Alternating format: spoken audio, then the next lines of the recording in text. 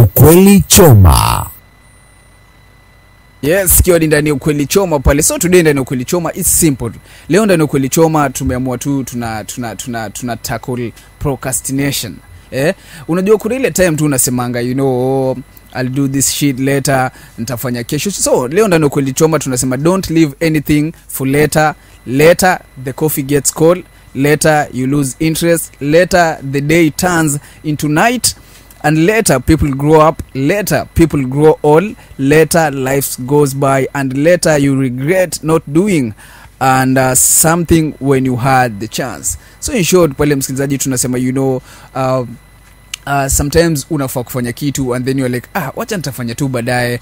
Maybe you had some chores you're supposed to do, unasema nitafanya baadaye, and leo tunasema ndani Ukweli Choma, it's simple and clear. Tunasema don't leave anything for later, because later the coffee gets cold, later you lose interest, later the day turns into night, later people grow old, and later life goes by, and later you regret not doing something when you had the chance. Kiwa ni ndani ya Ukweli Choma.